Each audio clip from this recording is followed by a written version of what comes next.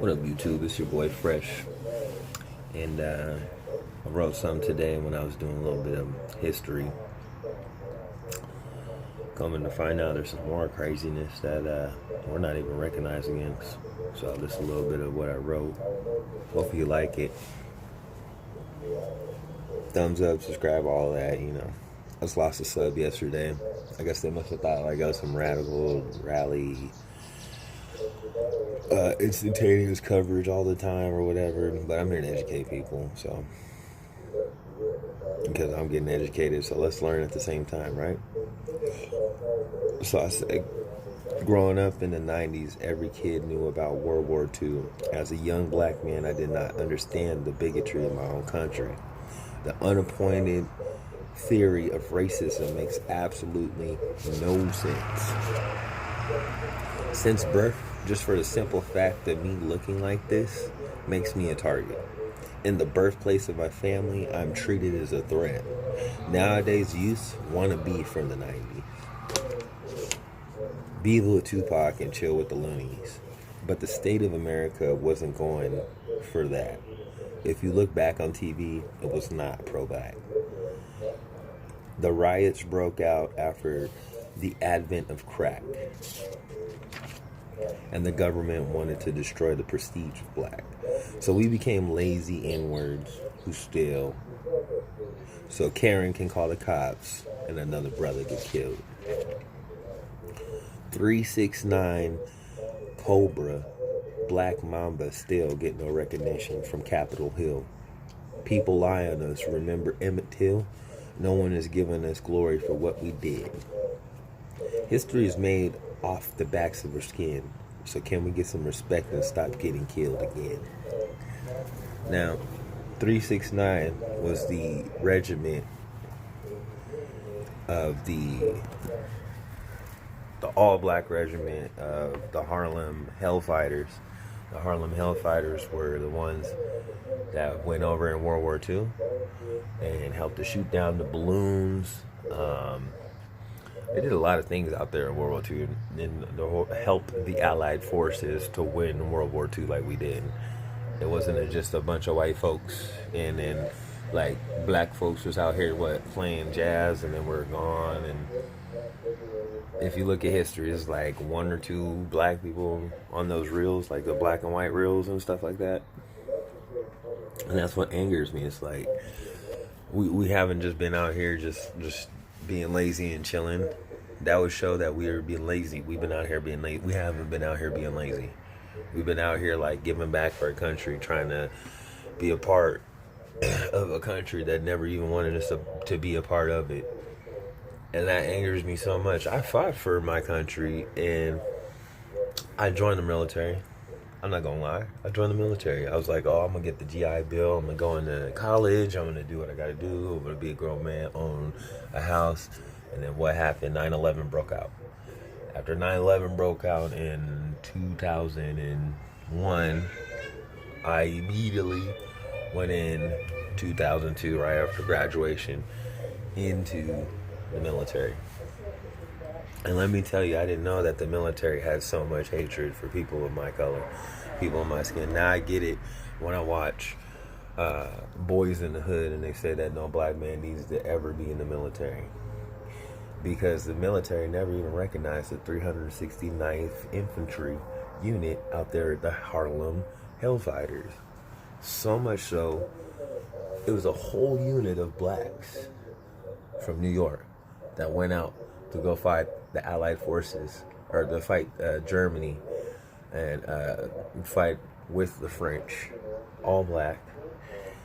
And they helped the Allied forces to push more further and to get more, to a win.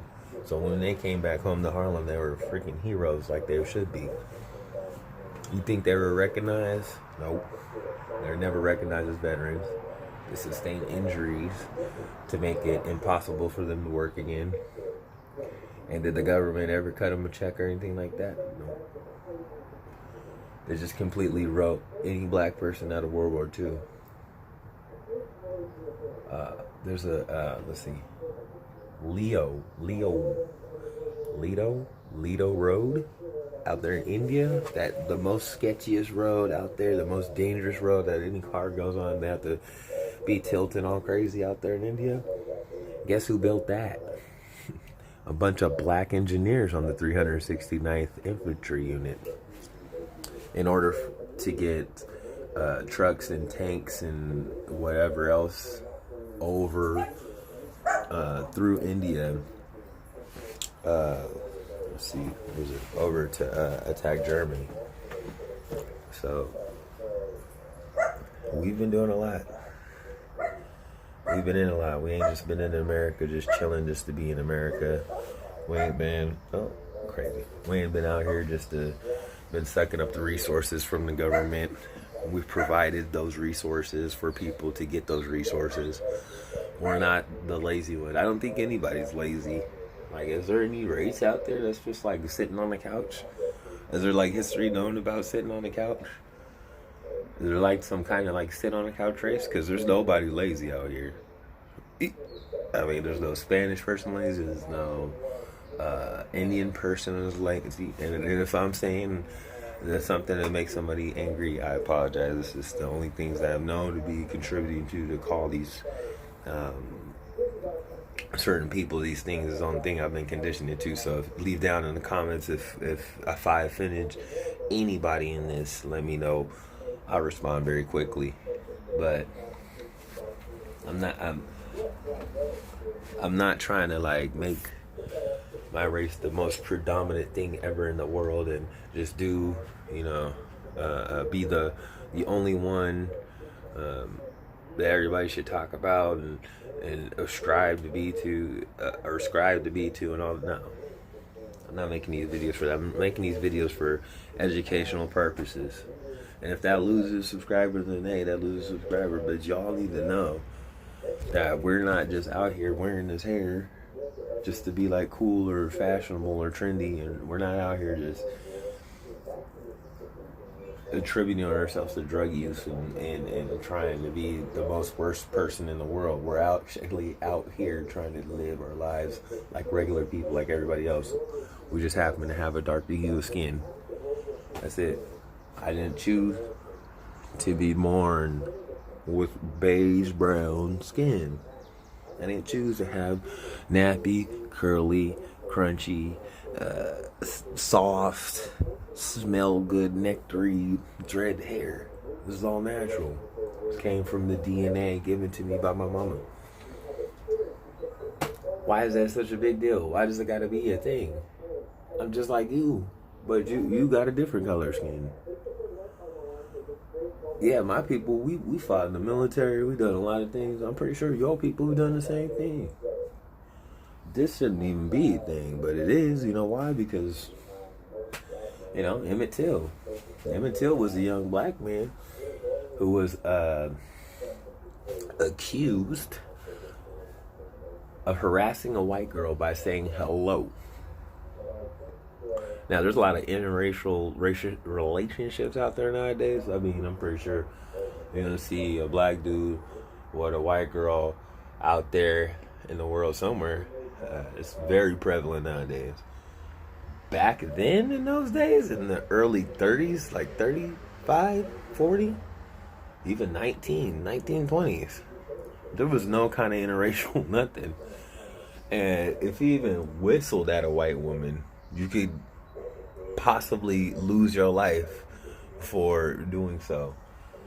Just by saying hello, ma'am, or even trying to sit down next to a white person, oh yeah, you would have got killed. So that happened to Emmett Till. He was just walking by, never said anything to anybody. This girl went home and told her brothers that he said hello or tried to make a pass at her. You know what they did? They came in the middle of the night, took him out of his bed, hung him up in a tree, but not after shooting him over 1,000 times. And they lynched him in a tree and had his body swinging there for the whole town to see. Did anybody take him down? No. They just let him hang there.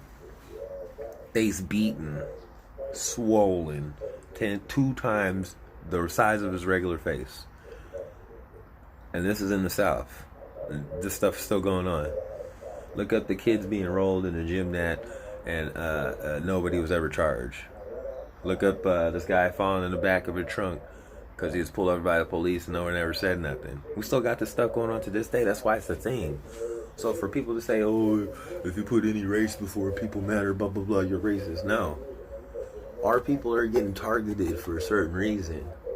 Wake up. Just a little history.